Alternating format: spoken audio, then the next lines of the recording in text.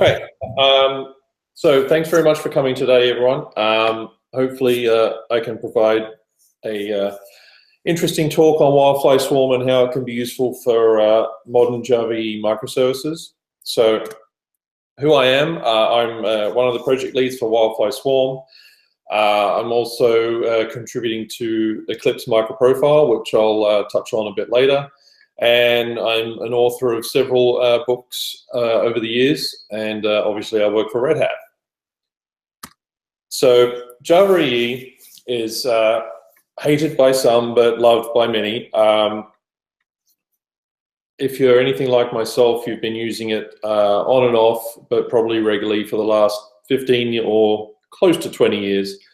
Obviously, it's evolved many times over those years.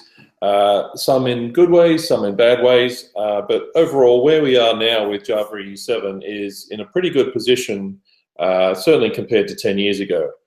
So what we've got there is 15 or so years of skills, knowledge and experience that we've built up in the Java EE ecosystem, both in terms of the standards that have been created for it, but also what has built up around those in terms of supporting libraries that can be used in those environments and can be used in other places as well. So we don't want to throw away all that skill and experience we've gained just to use microservices. We don't want to have to learn Node.js or Go. Now, I'm not saying you don't want to learn those things and play with them, and that's fine. But when you're coming to enterprise microservices, you want to be able to use the skills you've used in enterprises for a decade or more and you're very familiar with. So now we come to microservices. And just a brief kind of thing on microservices. Obviously, they give us a way to improve our change velocity. So what that means is that it facilitates improving business functionality as well as fixing issues and bugs that we find, but certainly improving the change speed that businesses can have to have new functionality, which makes it easier for them to compete with other businesses and gives them a competitive advantage in being able to bring out changes more frequently. The likes of Netflix is probably like the biggest proponent of microservices out there right now. And they, I think, regularly deploy a couple of hundred microservice changes every day to production. Most enterprises are certainly not going to be anywhere near that kind of level, just because the sheer operational requirements of those. But it's not unreasonable to think that a lot of enterprises would like the ability to push new features into production, maybe every few days or once a week at worst, certainly giving them a better edge over their competitors. It also brings us the concept of bounded contexts. It's a term that's been used probably for the last 7 years or so since Netflix started. And what it means is that each service does one thing well within its well-defined bounds. So that often means that if something used to be a library, it's probably a service in its own right now. And it can be tricky to come up with a good definition of boundaries. But if you can get it right, it makes microservices hang together much nicer than they could otherwise. And determining good bounded context is just something that takes time and practice, and we're going to make mistakes, and then we figure out where we went wrong, and we refactor, and we get down the right path again. So Java EE and microservices. What does that mean? Does it work? What can we do? That's what we're here for, to figure that out. So let's do a quick demo. So right now, oops. If we take a simple JAX-RS endpoint, I've basically got a path defining it as welcome. It's a simple get, and then we just return a string, welcome to the Danish jug. Now, what I've defined in here for its POM is I've added the WildFly Swarm plugin and attached it to the package goal. And then in this case, I'm bringing in the JAX-RS dependency from WildFly Swarm. And that what that does is it gives us access to all these JAX-RS API methods that we need, like get, path, producers, and anything else we might need. And it makes those available on our class path for us. So if we now go and actually run that, there are several ways to run it. In this case, I'm using the plugin to run the example. So that's going to go through the normal WAR build, and at the moment there's a bug and then it does a package as well. But it's now started up, and we can see at the bottom here, actually I'll make that a bit bigger. There we go, that's probably a bit easier to read. We can see at the bottom here that WildFly Swarm is now ready. So if we just scroll back briefly, we can see it starts, and it's giving a list of the fractions it's installed, which are what we call WildFly Swarm dependencies. So we have logging, we have undertow for servlet, and we have JAX-RS. And then it's a lot of these messages are pretty much identical to what you would have when you're starting up WildFly with the same WAR being deployed. And then we can see we're deploying the JAX-RS example WAR in here, and WildFly Swarm is ready. So what I'll do, oh, hang on, let's get a new window so we don't get, there we go.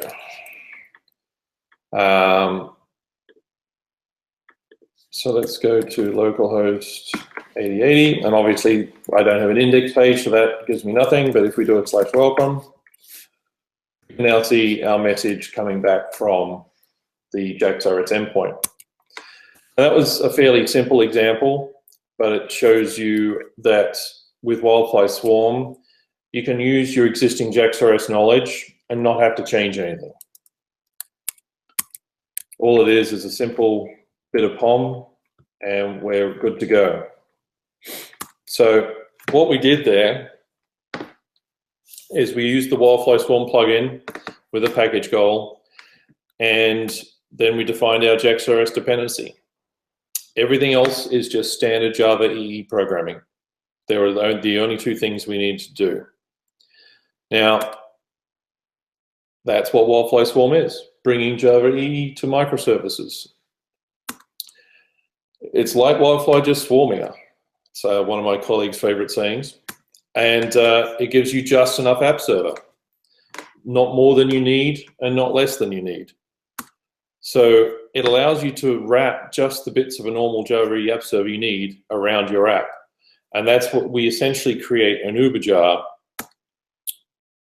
around your existing WAR. So for an application that has a WAR artifact, we pass it through the WildFly Swarm plugin, and we end up with an artifact called yourapp-swarm.jar, which is the Uber jar. And inside there will be your existing application WAR that was created by Maven, along with an M2 internal Maven repo and some other configuration in there to basically bootstrap the container.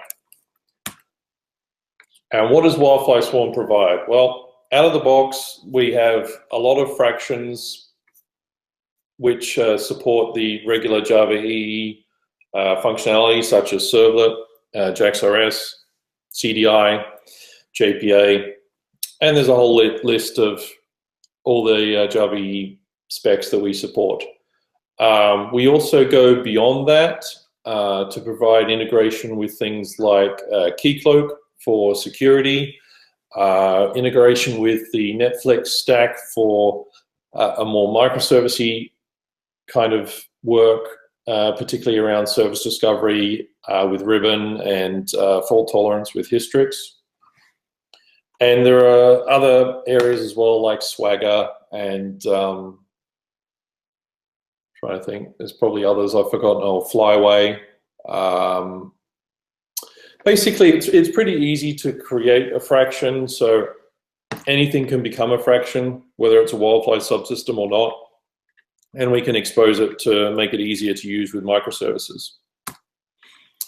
So auto detection is something else that we brought to WildFly Swarm to make things even easier for anyone that has an existing Java EE app.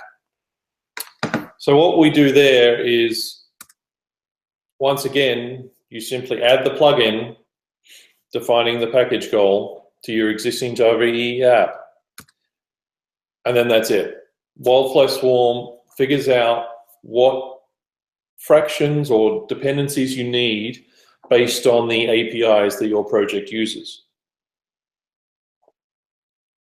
This is a very quick and handy way to convert existing Java EE apps to run with WildFly Swarm and not necessarily have to take specifically use anything that WildFly Swarm provides. It's a good way to get started and to see how things work. So let's have a quick demo of what that looks like. So if I have a look here, basically I have a Java EE 7 JAX-RS example, which is taken from the Java EE 7 samples Git repo that was created, I think, by Arun Gupta several years ago. So it has basically a database class where it stores a list of fruits. It defines the JAX-RS application endpoint as web resources. And then it defines the fruit resource with some get and post and put delete methods. So at the moment, the POM simply has the Java EE API as a provider dependency. So what we need to do is add our WildFly Swarm plugin. Oops. So that we can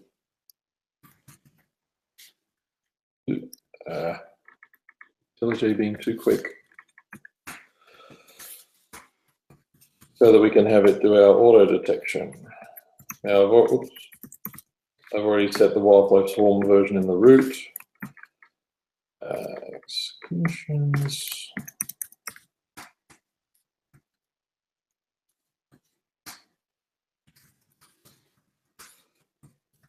And one thing I forgot to mention before is, by default, you don't need to create a application path or anything, a JAX-RS application route when you're using WildFly Swarm. And you may have noticed in the JAX-RS example I did a moment ago, I simply have the welcome resource. I have no endpoint, root endpoint defined. So by default, WildFly Swarm creates that for you with the root context path.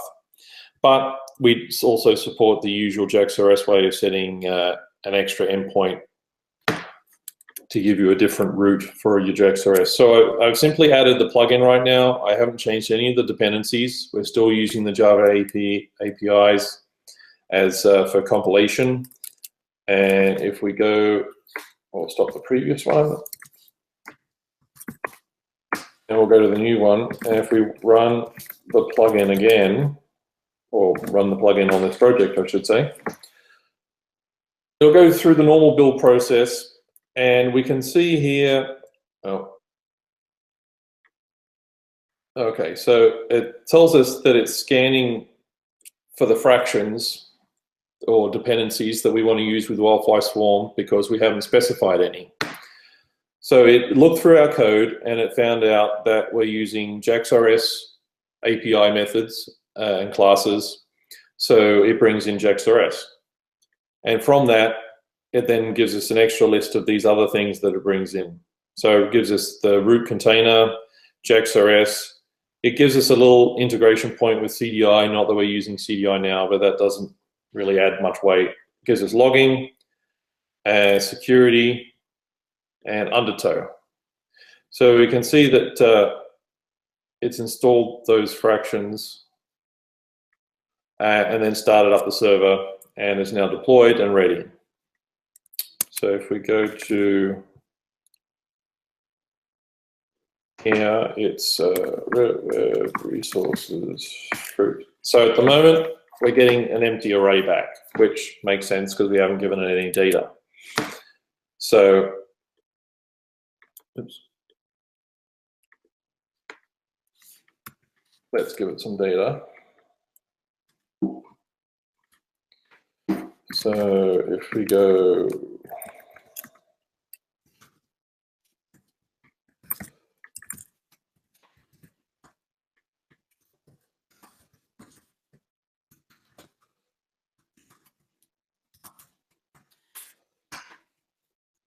So I just curled a post adding a pair, and we can see in the log output here that it received a post message. And if we refresh the browser, we should see we now have a pair. And we can make a few calls there to add some different fruit.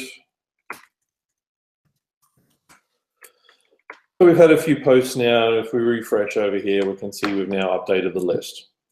So that's the Java EE 7 JAX-RS sample running with simply the WildFly Swarm plugin and nothing else. So that's some of the advantage of Swarm, is being able to easily convert your existing Java EE apps. So YAML.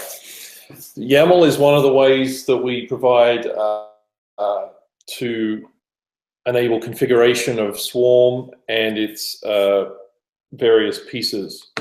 So instead of using, in a WildFly world, you would use standalone XML and customize that. We provide a way to mimic that with YAML instead. Now, you can also use full or partial standalone XMLs to configure your WildFly Swarm application, and that's probably also beneficial if you have existing Java EE applications where you're trying to migrate. You can, to start with and play around with it, just pass it a standalone XML and it will understand and create the necessary fractions and configurations from that. So we have a project defaults YAML, and our approach is that you can have, it's essentially project defaults is the main one, and then you can have additional stages with like project-production or project-staging. So you can have multitudes of YAML files, and then there's a command line switch when you're starting the application that you can pass in to specify which stage you want to use, and it'll pick up the appropriate configuration. So here's an example of one here where we're defining a new data source called MyDS. We're using an H2 driver, and we're just specifying the typical connection URL and username password information.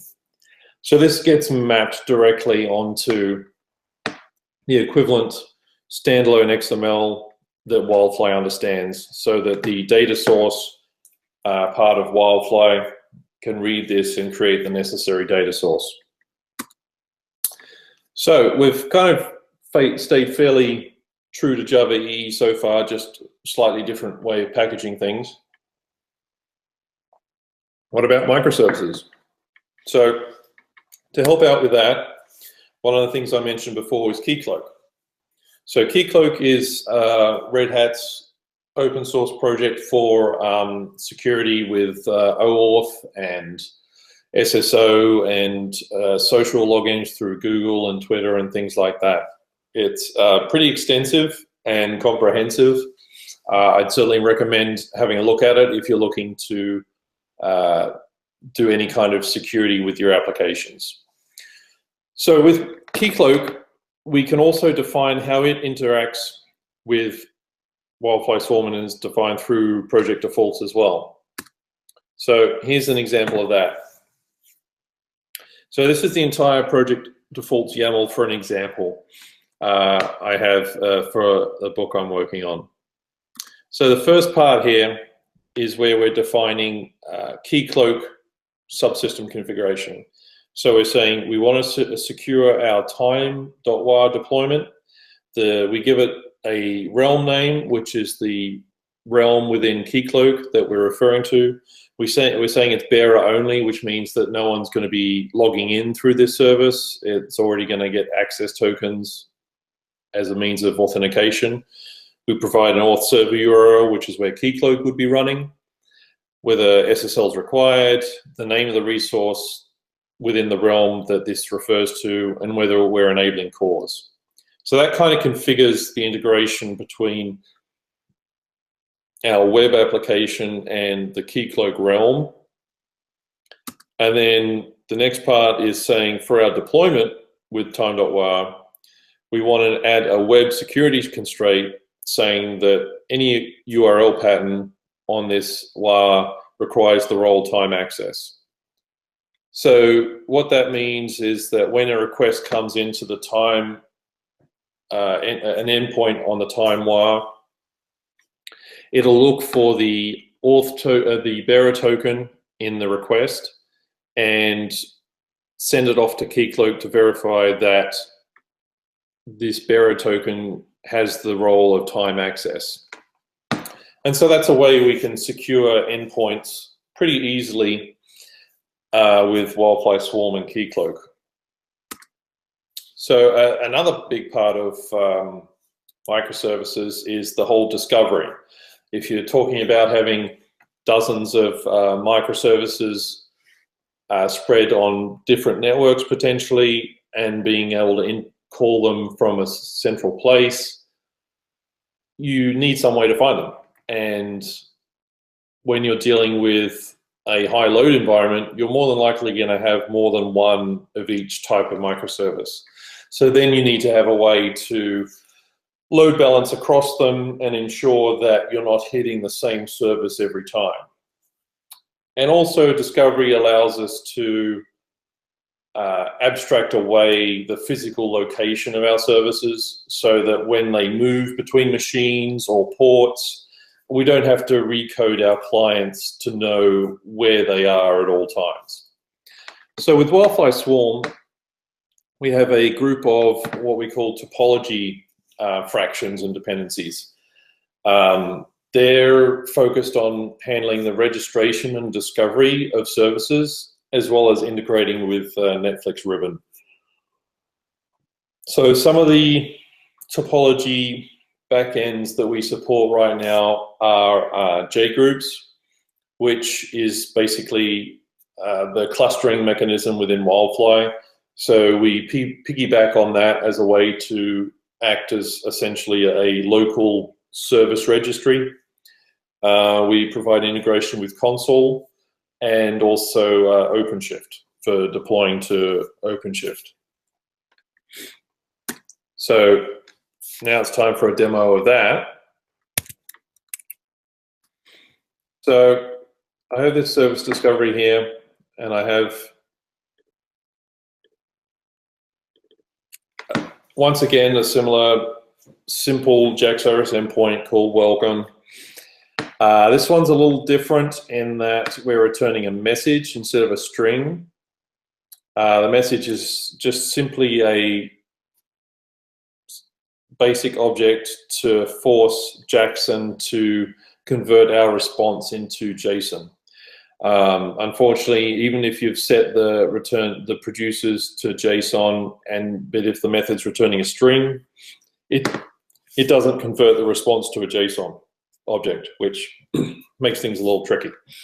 So we've got a slightly more interesting message here in that we're actually taking the URI and returning the port so that we can see which instance of a given service actually gave us the message. And one other additional change here is this advertise. Now, this is the way that WildFly Swarm allows you to indicate that a JAX-RS endpoint is also going to be discoverable through service discovery. So what we're saying here is we want to make this JAX-RS endpoint available under the service name welcome. We could have made that name whatever we wanted. Even if the path's welcome, we could make it hello or greeting or whatever we wanted. Now, one other thing I need to do here is add a cause filter. As we're talking about having a UI and service on different ports, the browser doesn't like that. So this is a way to get around that. In a true production environment with, depending on your setup and if you're using gateways and the like between UIs and backend services, it's likely that your backend service wouldn't need any kind of cause filter because the gateway would be making it appear as though it's all coming from the same location to the browser. So our POM here is a little bit different. Now, in our WildFly Swarm plugin, we're setting a few properties. One of them is the bind address.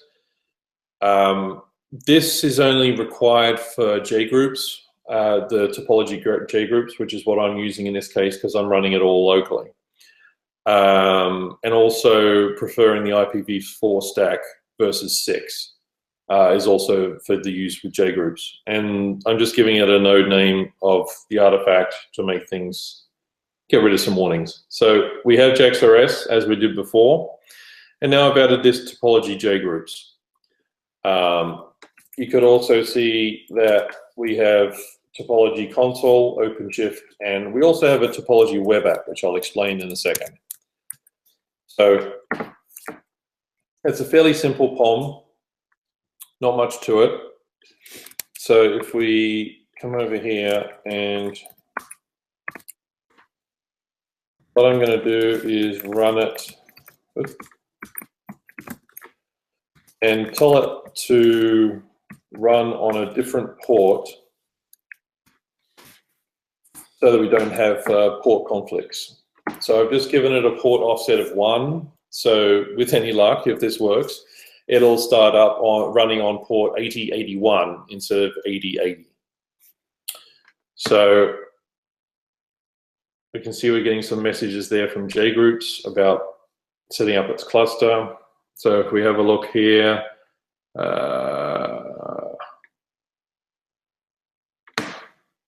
so we can see it's running on localhost 8081. We can see we've got some additional fractions now. So like the topology JGroups requires JMX, WildFly JGroups, remoting. There's the topology, Undertow, and JAX-RS as well. So that started and registered itself. What we also have is a simple UI here, which is just a single page. And it loads in this topology.js. Now, this POM XML for the UI does have JGroups, but it also has the topology web app. Now, topology web app is essentially a service and events servlet that integrates with the topology backend, whatever implementation that might be, whether it's JGroups, console, or OpenShift. And it will basically provide you with a means of seeing events of when services are added or removed from endpoints. So if we have a look here, and it also provides a basic JavaScript integration with that servlet so it can perform service lookups and the like. So I basically just create a new instance of it, and then when we click invoke, I'm calling an AJAX method, and welcome is the name of the service that is registered, so that's what we had in the advertise, and then we want the path welcome. And then I'm just replacing the result with the result from the HTML up here with the content that we get back. So if we start those, so we have the backend running now, and if we start the UI,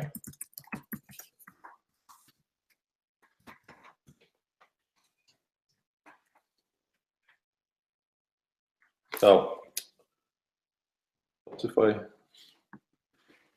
type the right thing?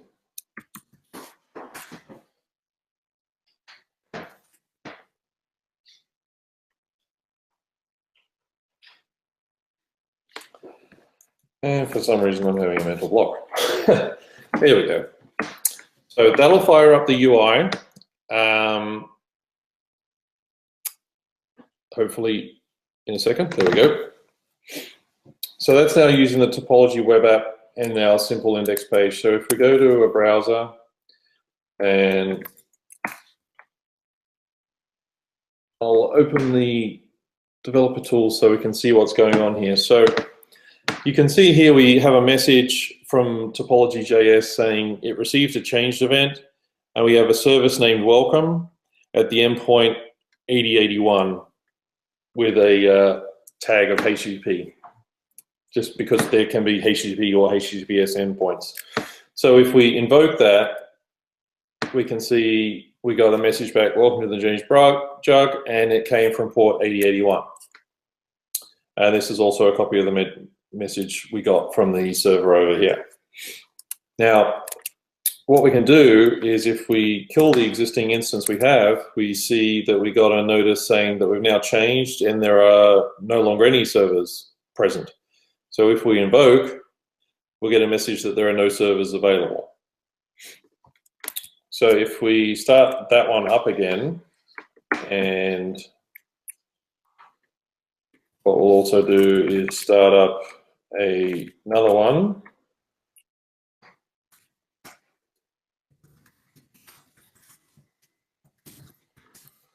With a different port offset.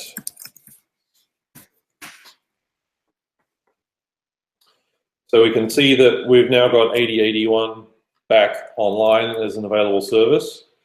And in a second, we should see a message about 8083 being available as well. There we go. So we now got two services available through the service registry that we can use for our endpoint. So let me just clear that.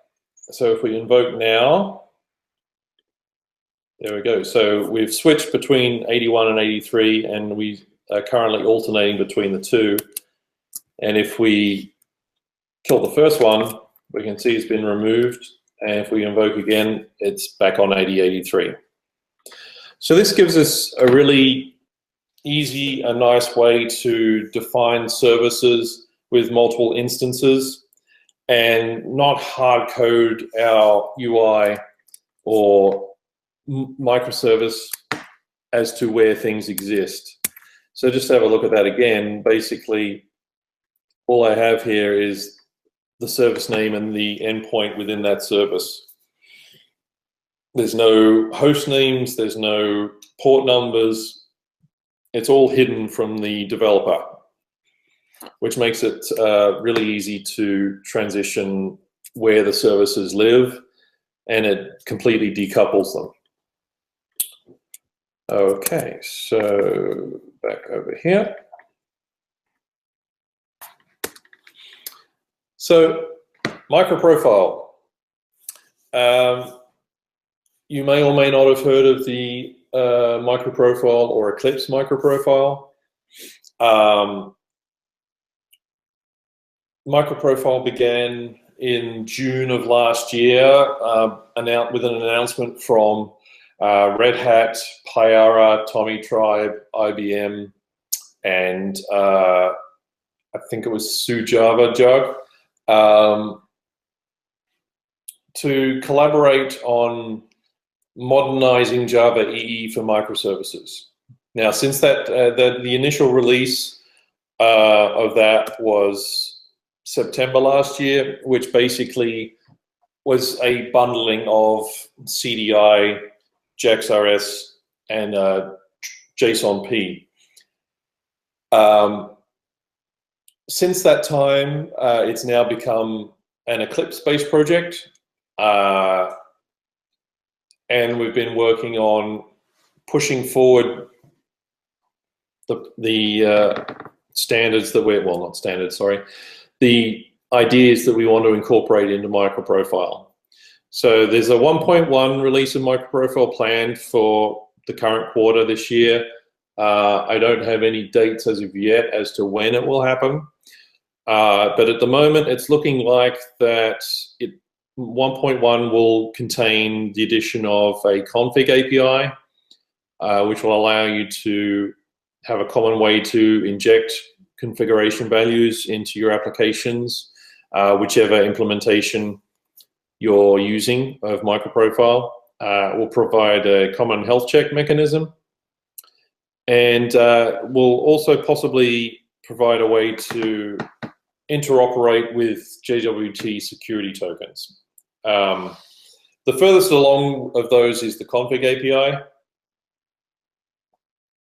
but I suspect the other two will probably make it as well. Now, in terms of WildFly Swarm and Eclipse MicroProfile and how they relate, WildFly Swarm for Red Hat and JBoss will be kind of the proving ground for coming up with new ideas for Eclipse MicroProfile that we want to then propose to the group and the community to get included. But it's also the implementation from Red Hat of Eclipse MicroProfile. So as the config API is released in Eclipse MicroProfile 1.1, WildFly Swarm subsequent versions will then look to include that config API and provide an implementation so it can be used with WildFly Swarm applications. So that's kind of the relationship between the two. But after all this, the bottom line is that JavaEE is an awesomely fantastic way to write microservices. Certainly, there are people who would not want to use JavaEE, but for those of us who have many years of experience, there's absolutely nothing wrong with using it for microservices. It's all about the mindset and not trying to create a monolith in your microservice when you don't need to. So in finishing up, I'm currently working on a new book, Java Microservices in Action. It's now available in MEEP for the first 3 chapters. And its focus is on WildFly Swarm, but also the problems around microservices and JavaEE. So there are chapters on the service discovery, which I talked about today. There's also chapters on fault tolerance, security, integration with Keycloak, and then there'll be some chapters on how to dissect an existing monolith and enhance it with microservices and basically drive forward existing applications that an enterprise may have had for 10 years into the modern world. So just some resources. We've obviously got some repositories under the WildFly Swarm GitHub organization. The main one at the top there is our main core of WildFly Swarm with all the fractions we provide out of the box. And then there's a series of examples as well. And then there's the WildFly Swarm website. We're on IRC on #WildFly Swarm. We use Jira for issues, which I know is not everyone's favorite cup of tea, but it works well for us. And then we have a Google group forum for WildFly Swarm. So I guess to finish off, thank you very much for your time. I hope you've learned something new, and I'll open it up to questions now. Thank you very much. Okay. Sorry? Yeah, can you hear us? Yes. Okay. Any questions? I have one. How close are you actually following the current releases of WildFly applications? So at the moment, the current versions of WildFly Swarm are based off WildFly 10.1. We're following closely with the new WildFly 11 streams. We haven't really decided, but I think to keep some consistency, and to not cause too much breakage, we probably wouldn't shift to using WildFly 11 until it has its first final release. Now, we may very well, in the next couple of months, start with a branch that builds off WildFly 11 just so that we can find any issues early and get them resolved before a final. But yeah, ideally we don't want to create instability in the community by shifting it to be based off an alpha or a beta of WildFly 11. Okay, sounds good. So what do you expect to come for the next half year for WildFly Swarm? Any cool features we could expect, or? No. Well, we've got a lot of things on our plate at the moment. I guess one of the big ones we're working on right now is an improvement to the whole dependency inclusion, because I know at the moment there's a lot of issues with an application having its own dependencies, and they might get duplicated between web and flib and the uberjar, and there's class loading issues and things from Swarm seeping into the web and flib. So we're working on something there that will try and eliminate that, and should also make it easier to run inside an IDE as well. But it's not quite there yet. I've been working it on and off for the last month, but hopefully in the next month or so that will get to fruition. That's one big thing. We've also obviously got a lot of work ahead to integrate the new features of Eclipse microprofile as they come along, like the config API. We already, I think, support the equivalent to the health check, because that was proposed by one of my colleagues at Red Hat. So we've already got an implementation that supports that. What else?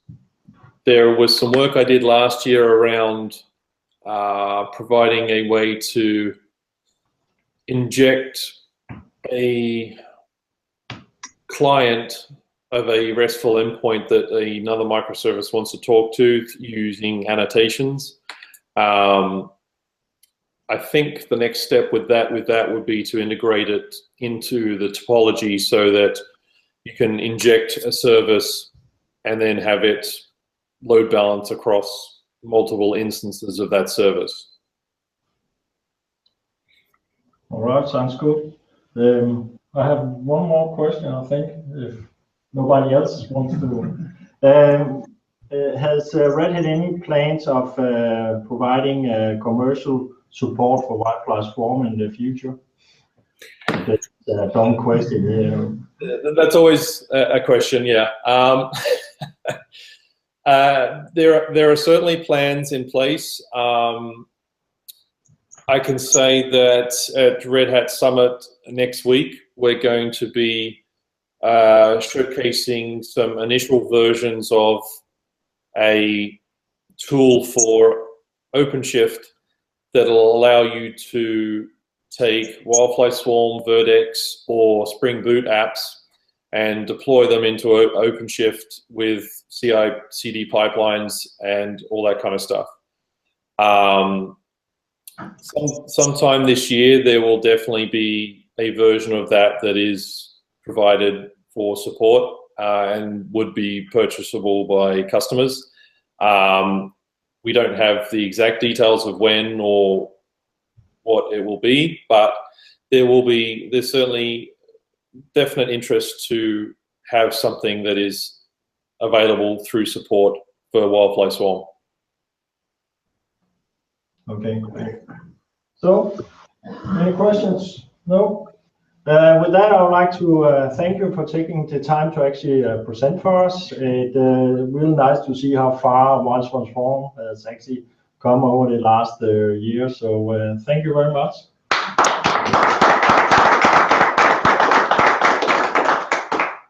Well, thank you very much for having me. Sorry? Thank you very much for having me. You're welcome. And with that, I think I will stop the presentation. Bye. Bye.